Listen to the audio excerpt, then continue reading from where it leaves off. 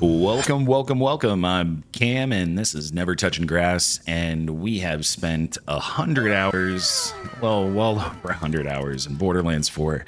And as a new player to this game and this world, we're in the fourth installment.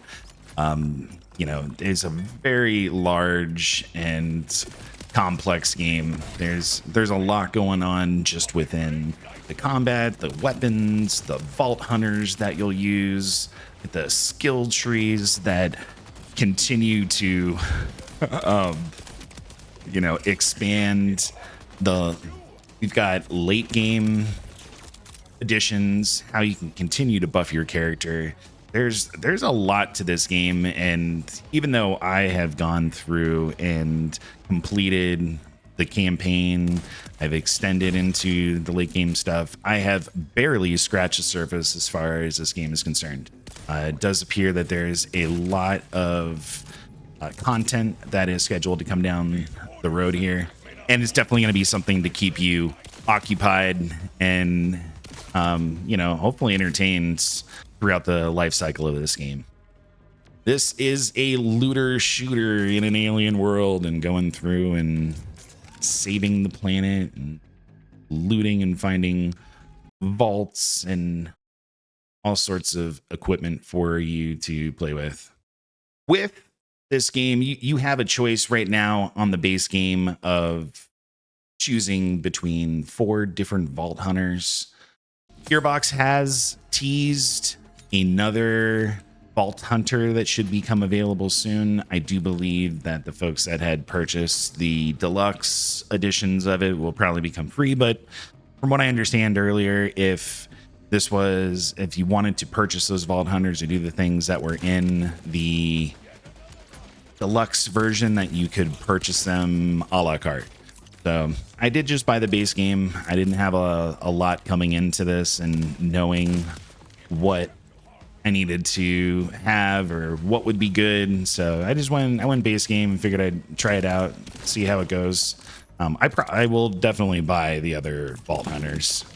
I've enjoyed playing this game. This is, for the first 90 days of a new game is kind of a special time where things don't totally work the way that they should. There's definitely some balance issues when it comes to weapons and gear, and no exception of it right now.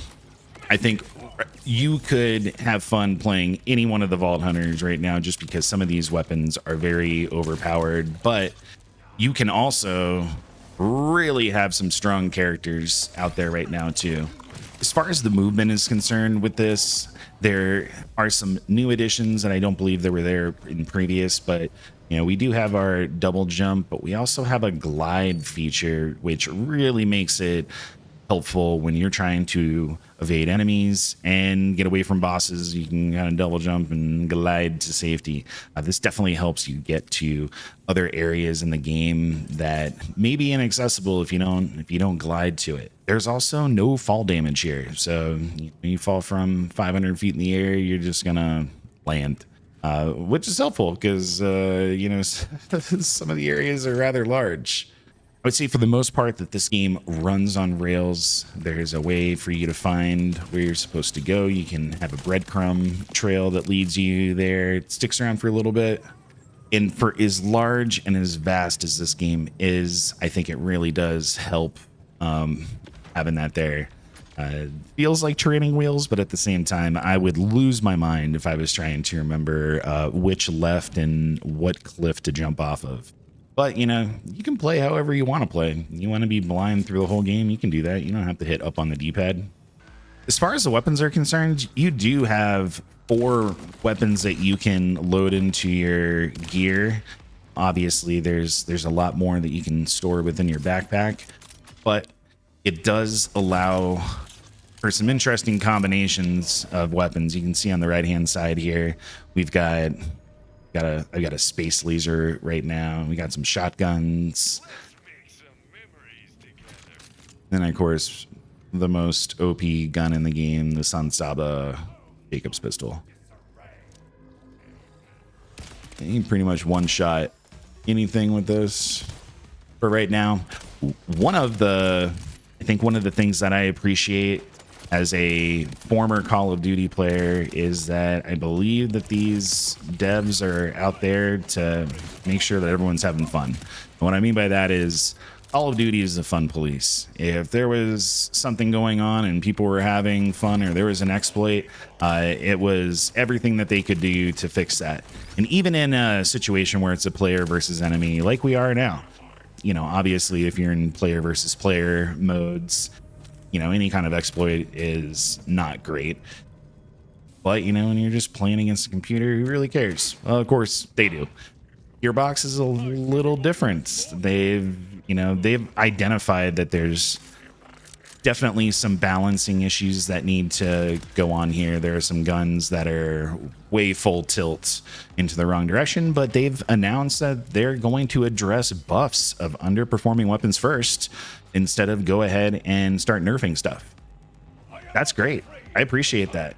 I don't need to keep making it more difficult if I want to, but you know, there's a lot of weapons. Gearbox has touted 30 billion weapons for this game, and that's a lot of variety. You're gonna find loot everywhere, whether that's going to be inside, you know, these little things. For the most part, you're gonna come across ammo, but I will say, like, you can't sleep on this stuff, because I have found legendary weapons in this stuff. You know, there are challenges to how much gear and things you can open up. And I think there's a lot for whatever kind of player you are. You want to run campaigns, you want to run side missions, you want to keep grinding bosses. I mean, that's what this game is about. It is all about the high replay value. For the most part, you know, when we're talking about this game running on rails, there's only a certain way that you can go. There's typically a small puzzle or thing that you need to interact with, and it may not be readily evident to you until you actually get near and or around that area. But before you know it, you know, you're gonna get through, you're gonna be able to sell the gear that we have here, and you can keep getting into your boss areas, and you keep running through those bosses. Each of the bosses that you'll encounter, and there are a lot, they're gonna have dedicated legendary drops that they'll put, and as you beat them, there's a RNG factor to it, where it may give you a gun, it may not. It could give it to you with a series of different attachments on it, and that's really what we're after, is the variety of loot and what kind of extra attachments we can find. And you know, as this one just demonstrated, it didn't give us anything you know, super legendary here. You know, it's all some pretty basic gear, but you know, also it didn't take us very long to take him down. And that's what I mean right now. It's like some of these weapons are kind of unbalanced and makes it pretty easy to get through even the most difficult of bosses. One thing we'll find after every boss is going to be a red box. This is going to have an option to, again, drop you another legendary that's out there. There's a variety of different kind of guns and gear. Now that we've kind of skipped through that, let's take a look at some of the gear that we do have within our inventory. You know, we already talked about the 4 different weapons that are out there that you can load in. A lot of those have alternate fires, which means you can pretty much have up to 8 different kind of weapons and armory to fire at them. And at the bottom here, we have our 5 pieces of gear. We have our rep kit, which will heal us. We have a class mod, which is specific to your Vault Hunter and giving buffs. We have shields. We also have ordnance, grenades, explosives, knives in this case. And then we also have enhancements. And on top of all of those different abilities and features in each of these, you know, there are some that are going to be specific for your enhancements here that are going to be to the weapons manufacturers. You know, if you're using one of the 8 different weapons manufacturers, you can get buffs on some of the guns. Right now, I'm primarily using this Jacob's pistol. It is extremely overpowered, and I'm going to get a chance to ricochet my non-critical hits. It's so overpowered that if it ricochets to another character, it is immediately going to delete that character and his buddy. My gun damage gets increased, my shotgun critical damage gets increased, and yeah, it really does help you out. We can see I've got a couple of other ones here, and they have slightly different things going on. You know, this one has a gun equipment speed, and I have a 20% chance to grant a critical hit. So, you know, depending upon the kind of weapons and play style and gear that you have, you can find enhancements that will fit your game style. On the shield side, there are a lot of defensive and offensive shield setups. I'm very much using an offensive defensive shield where when I kill, I'm going to start spawning missiles. And when my armor breaks, I'm going to start spawning missiles. And I'm going to get 10% more damage dealt with the more armor that goes through there. This is probably one of my favorite shields in the game. You can get this pretty early on. And it really does help as you're running around, you're taking damage, you're killing stuff. You got all this extra firepower going out to your aid. So yeah, within our class mods, we do have 4 Vault Hunters in the base game right now, and that is going to increase.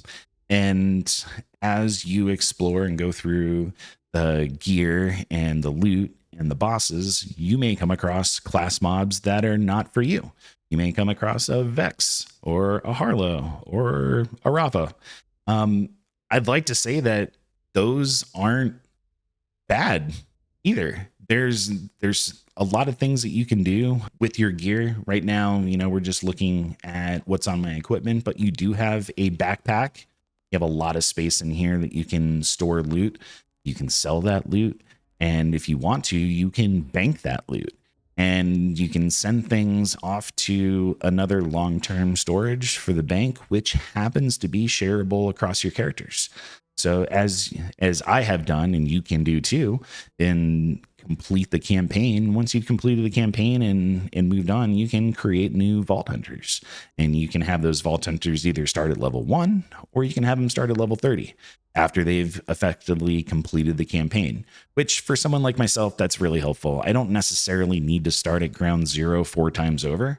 The grind from level 30 to level 50 is good enough for me. I know where most of these areas are to get better weapons. And, you know, those first couple of bosses are a little difficult to get through because you may be underpowered. But once they start dropping the stuff, now you can start taking over the rest of Kairos and keep grinding and farming those bosses and that loot. And that's, you know, that's really what this game is about. One of the other things within our equipment, we have a section called firmware. So within the 5 pieces of gear, you can have 1 piece of firmware on it in total. So for a total of 5. And as we look at this, when you put 1 piece on, it gives you a little bit of ability. But when you have multiple pieces together, you start to expand its ability. So for instance, on this throwing knife, I have 1 Deadeye. I also have 1 Deadeye on my enhancement. And I also have another Deadeye on my class mod. When we look at that, the first one gives us gun accuracy increase by 30%. Next one gives us critical damage increase by 25%. And then the third one gives us a critical hit grants 15% damage per stack for a maximum of 5 stacks for 10 seconds. That is a lot of damage upon damage and abilities. And there are 21 different firmware that you can add and put on to your gear.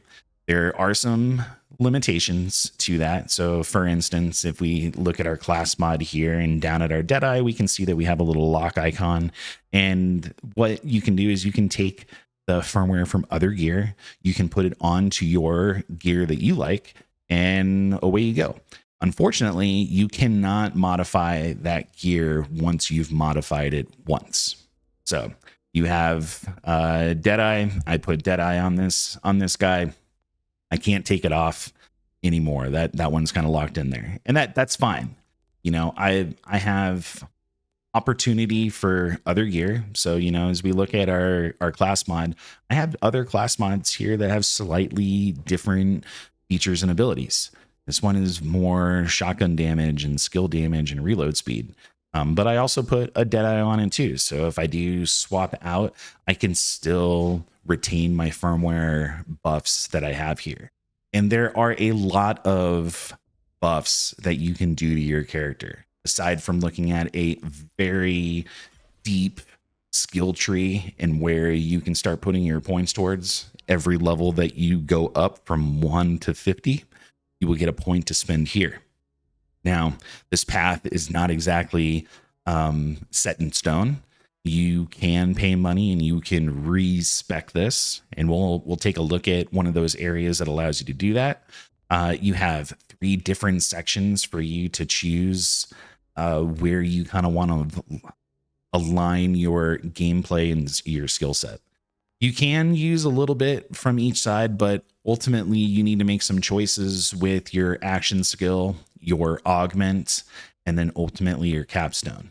And as we put points into this section, it will unlock the next section for you to do so, and so on and so forth. So we put points here, we put points there, we put points there, it opens up our next section. So we've selected our action skill as Onslaughter.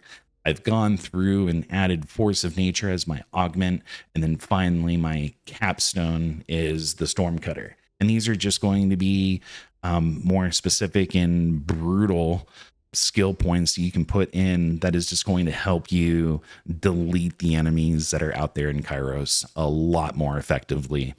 You have, you know, I've got drone axes that go out, got flaming fists, and, you know, all sorts of incendiary and cryo damage all over the place.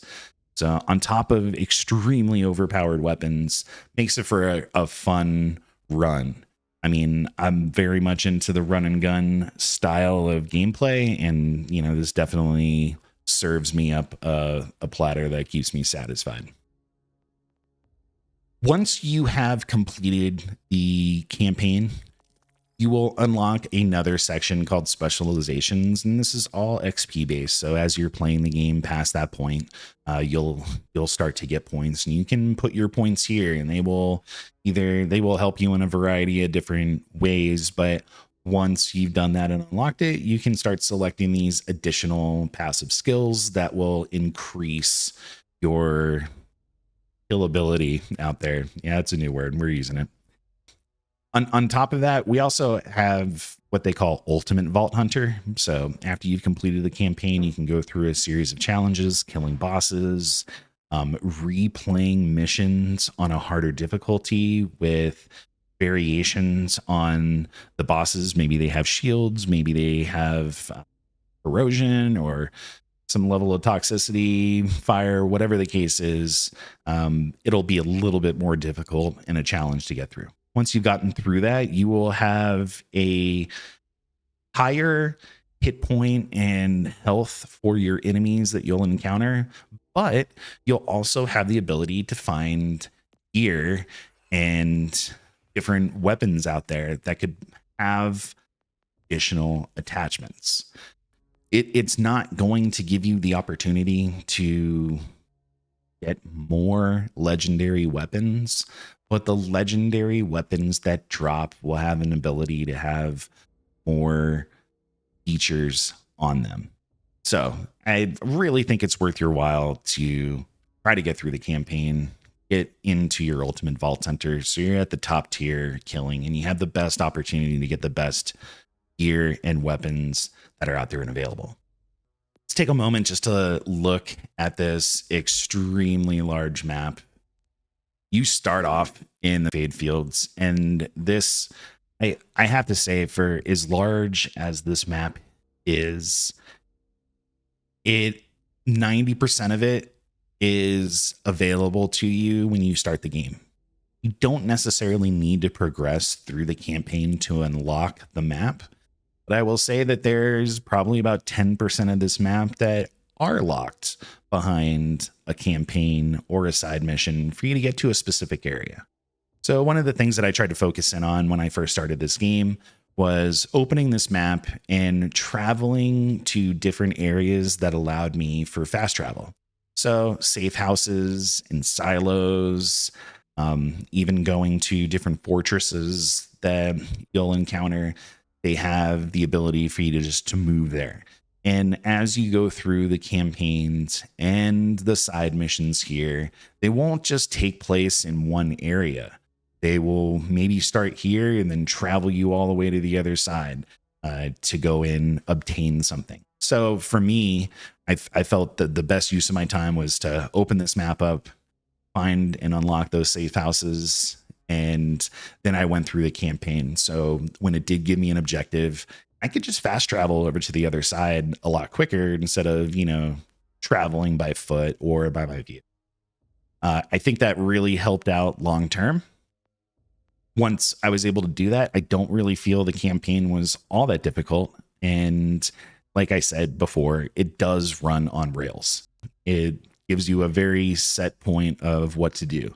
There's a little bit of deviation. You've got to go and find things. You may need to interact with an individual or a system, and then you can progress through there and ultimately trying to find the boss for that area. One other great thing that we have in here is storage deck upgrades. They call them SDUs. And as you complete different bunkers or silos or missions, you'll unlock points for you to start spending. I highly recommend that you expand your backpack first. The more slots that you can carry, the more gear that you can take with you, the more stuff you can sell. This is going to ultimately help you long term. And as we briefly touched on, we have the bank. You can also increase the capacity of that. I'm on the last section here, so I'm going to save up that 50 SDU points that I have until I have 235, and I'll be putting it back into my bank to expand it the most. But you can increase your ammo capacity for the different weapons that you have out there as well as a feature called Lost Loot. So you can go in and sell all of your gear, and maybe you sold something that you shouldn't have. You can go back to the vending machine and try to obtain that lost loot. So you can expand the capacity on how many pieces you can go back to find. I personally have not encountered that. I have tried to stay up in my menu. We can mark our items as favorite. We can mark it as junk, which makes it very easy to sell. From what I understand in the last game, this is an upgrade feature where as we're picking up gear, we can mark it as junk. And when we go to the machines, we can just sell junk. So it's really a 2-button combination to get rid of that. I think that helps out a lot with your inventory management. I think that's one of the things in the limited time that I played for Borderlands 3 that there was a lot of inventory management. There was a lot of things going on my screen. I personally felt a little overwhelmed in the game and was not following because I felt there was so much. I think in this instance that it's a lot easier to follow story-wise, missions, gear, and etc. But, you can mark it however you want. So if you're good with your own inventory, you mark it appropriately, makes it easy to come in here and sell and move along. You do have some customizations. As you start to complete missions, you will unlock different heads or bodies, or you can use different colors, styles. Your Echo 4 is your little side companion, gives you information. He might hack gear. This is the guy that drops the breadcrumb. So you can change out, how he looks. Does he need a hat? Does he need a skull? Maybe he needs a different frame altogether. That's pretty neat. So it will let you know that you may need to complete a challenge or a mission in order to do that. And as well, you start to get different skins and colors that you can put on your gear as you start to do that stuff as well. I think one of the most important things that you should keep in mind that do get unlocked is as you're using the weapons manufacturer weapons, you will start to make your vehicle faster, have more abilities. So in my case, I've used a lot of Jacob's pistols. I've maxed this out. and I've gone ahead, and this one gives me more speed. I have better acceleration and handling and boost and all that. This is one thing I'd recommend coming back to later in the game and seeing if you can upgrade that as you start to use your weapons and so forth. I think your missions, you do have quite a bit of replay value. Like I've said before, you can go back in and actually restart those missions. So you have to do all the interactions again. You have to find stuff, as well as getting down to the boss. But you don't necessarily need to come in here to replay bosses. Once you get to those bosses, you can interact with that Moxie machine, and it'll allow you to just go back and play the boss for a small fee. Like for me right now, it's 30 grand to purchase a boss fight, which is a drop in the bucket considering I have like $300 million or currency in this game. So that's what we've done. We've used Moxie's big encore, and once we've purchased her, we can go back in to the boss over and over again. So, you know, we didn't get the most impressive loot the last time, but I can come back into Vile Lictor and take him out. He's probably one of the more annoying bosses just because you have phases. You've got to wait for them. You can't just crush them. They've got to do their thing and present to you. But it doesn't take very long. You have the right weapons.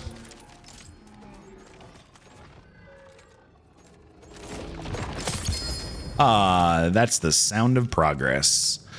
That's one of the dedicated legendary drops that he has.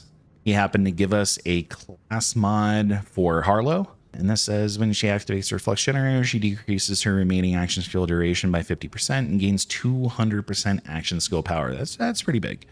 I don't necessarily need this at all. I will be junking this myself. I'm not using Harlow. We're on Amon right now. And we do have a Harlow class, but one of the things that I think this game does pretty well is it doesn't really allow your friends and such to come in here and allow you to start smurfing. You know, you get gear and weapons that are based on your current level. So I'm at a level 50. I'm going to find level 50 gear. If I started at level 1, I'm going to find level 1 and 2 gear that's out there. The bosses, the enemies, the badasses that you'll encounter along the way, they'll also be scaled to your current level. So even if I go in and I play with someone and maybe they just started this game and I'm a level 50, I'll be fighting level 50 stuff, but my friend will be fighting level 1 stuff, and they'll still be the bosses, and it gives you the relative you know, damage output that you'd have. One thing I'd also like to point out since we're here, and I think this one is a good example, normal gear, when you look at normal gear, it's going to just have a beam that shoots out of it. It is a very solid beam that's coming out. And when we look at this guy, you know, not only being legendary, but it looks like there's a lot of like schematic-y kind of diagram light up and stuff that's going on here. This is to identify that this has a firmware attached to it. So remember those 5 pieces of gear, you can have 1 piece of firmware on each one. This one happens to have one called Get Thrown. And we can take a look at this real quick just to see what Get Thrown looks like. And in this one, Get Thrown, the ordnance damage is increased by 10%. So anything that you're throwing, your grenades, your heavy ordnance, your throwing knives, they're going to do a little bit more damage in this space. And again, that's where we're going to see we want to get firmware, because even though in this one instance, as we're looking here, you know, this is a Harlow class mod. I cannot put this on my character. But what I can do is I can take this to the firmware machine and I can extract the Get Thrown firmware, and I could put it on something like this that may not have one. This was something that was not intuitive to me as I went through my first playthrough. I definitely trashed anything that wasn't for my character. And, you know, being able to leverage the bank as I build new characters and use that will be helpful. But let's be real, what we just talked about, the gear scales. So if I've got level 50 gear for Harlow and I start a new character at either level 1 or level 30, Harlow's not going to be able to use this. You have to be at the level in order to start using the gear. So there's a long game and a short game to this. And I would say it is within your best interest to read and pay attention to what the gear looks like, the weapons manufacturer, the abilities. You know, you have some quick identifying marks here that can help you find the loot that's more relevant to you. And, you know, we've done that. We're just going to go and rinse, lather, repeat. We're going to look into our red box. Maybe we get lucky here. And we do not. Oh, sell my junk. That was 1.3 million points worth of junk. And it cost 40 grand to redo this fight. So it's the scale on how much it costs to do stuff versus how much you can bring in is a little skewed.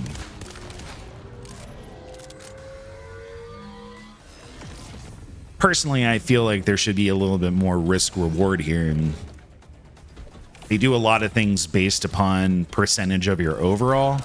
I kind of feel that would be a better way to go about it. You know, if I paid 30 million to get into this fight and I lost, that's gonna hurt. Oh, looks like we got another fun little piece here. Ooh, almost fell off the edge. Let me see. Oh, Lord. So we got a Vex one this time, you know, a Vex class mod. And that's not going to be very helpful. I don't want to keep this for the long term, but I might hold on to that.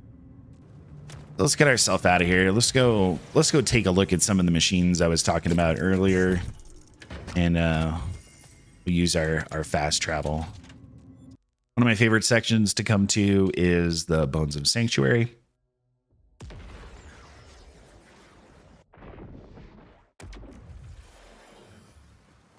And this little area kind of has it all. There are a few of them across the arena. This is the one that sticks out the most to me. This is our firmware machine. So let's take a look at how the firmware machine works. You can grab something that has some firmware. So this one, this green piece has a God Killer. You select that. It has to be within the same class of equipment. So we're only going to be looking at our rep kits. When we look at our rep kits, we could then put that firmware onto this guy. It's going to cost us some money and some iridium to do so. And when we do it, it is going to destroy this piece. It's going to take the firmware, and then it's going to put that firmware onto the new piece at the end, and that's what it's going to look like. I don't necessarily want to do that one right now, but that's how we do it. It's pretty inexpensive. 50 iridium. You know, you get about onesie twosies and iridium across the world. It is a rare currency to come across. The money that you do, I mean, it's, again, this is a drop in the hat. 55,000 versus the 300 million that I have. I would never notice that. We also have the bank. So, you know, we talked about the bank, but this is my bank. I got a few spots still open, but as I come across the world, I've killed bosses. They've given me gear that wasn't exactly relevant to me right now. I didn't want to keep my backpack full, and, you know, I've kind of saved them for a later date. One thing I will say is, as this game is in a broken state as far as gun balancing is concerned, you need to be doing everything you can to killing your bosses, getting the loot and the weapons from them, because at some point in time, those things are going to go away. There is a lot of abilities and features in these weapons that are still going to make them very overpowered across the universe in Kairos and in the bosses that you'll encounter. So, you know, save it for a rainy day is how I look at the bank. The other good thing that I briefly touched on is, as you build new characters, you all can access the bank in here. So, like I said, it doesn't help when they're level 30 and this is level 50. But if you're level 30 and you start putting stuff away in the bank, you can start sharing it across your brand new characters. And that's what I plan on doing here shortly as well. Aside from the bank, we also have our machine here, we can go ahead and sell our gear. We've already sold our gear, so that's not an option. But we also have the Respec Machine. So you can respec your specialization skills for 5,000 Iridium. I've already done that to see what it was like. And you can also just respec your skills. So within your skill tree, which is very expansive, and for the most part, I kind of felt this was a little overwhelming. And you do choose a path, but for the right price, you can go back in here and get all your points back, get my 37 points that I've invested in it, and I could go and put it into different areas. And I think that's something that is going to be more relevant to me as I go on, as I start to explore the different areas that these characters can do damage. I may want to put my money in different areas. For this guy. And this was one that I said wasn't really apparent to me on the first play, was I thought you had to just choose and drop your skills and your points into that. And yeah, we do choose our action skill up here. We do choose our augment, and we also choose the capstone. But for instances like this, like I can also add additional features from the other skill tree branches. So for instance, I've got a flaming forge axe that becomes a drone, and I've got a flaming ice axe that becomes a drone when I start using it. This is in a different section, but it's also very helpful to, keep you out there surviving, damaging, whatever the case. So each of the Vault Hunters that you're going to encounter are going to have 3 action skills for you to determine and choose a branch for. And they're also going to have the different sections like so. Your specializations, you can come back here and respec that for 5 grand. I think that is probably the most expensive item I have purchased in the game, just based on the rarity of that currency and the fact that it was 5,000. It's going to take me a good 100 hours to build that back up. I don't really encounter a lot of areas that provide you iridium. I do find them in loot caches, but again, it's like maybe 1 or 2. It's not like 100 or 500. So it's definitely one of those things you got to keep your eye out for, keep stocking away and moving through. The other reason that I absolutely adore this area is because we have a crash test dummy. We have 3 of them out here that you can see, but you can see how much damage you're kicking out. Okay. Yeah, now I've got some incendiary damage. That's part of my action skill. You can see what the difference in a headshot versus a body shot is. It's almost twice. It's twice that amount. So as you get new gear, you can come back here and give it a go. Is it good gear for you? Is it going to do what it needs to? You don't necessarily have to test that in production like some development companies do. You can come back here and test it yourself. See how your abilities are damaging.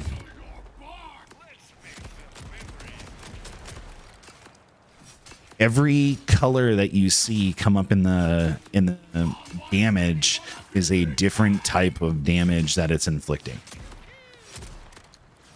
So red's going to be your incendiary. You had the blue in there for the cryo. The regular white is nothing, but you can see I'm doing fire and ice damage on that. And it really has to do with getting multiple critical shots too.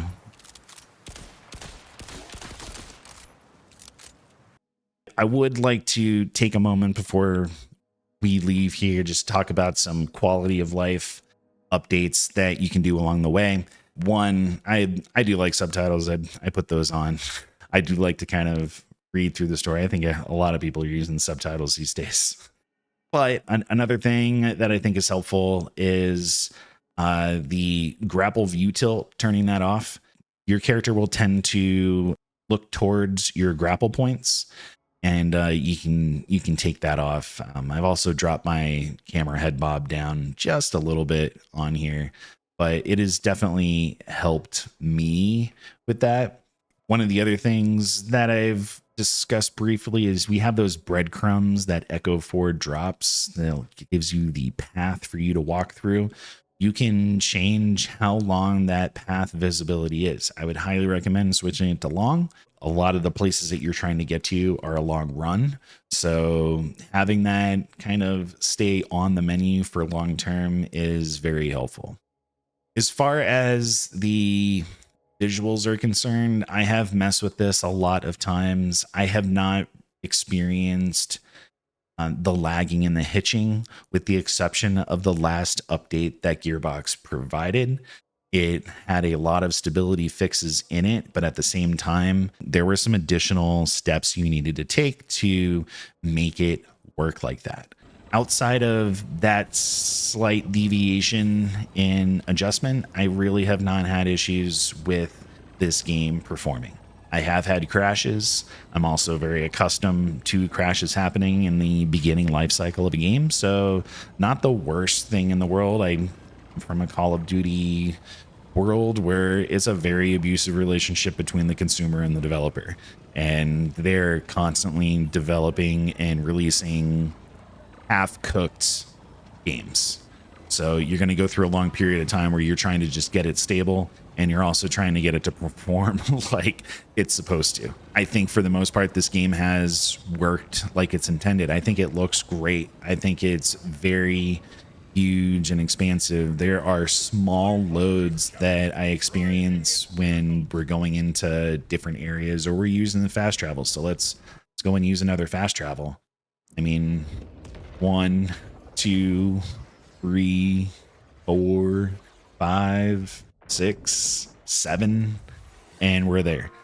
That was pretty quick to get to the other side of the world. So it's definitely a level of appreciation I have for this game is you can keep on rolling through the areas, and it's not like it has to necessarily reload.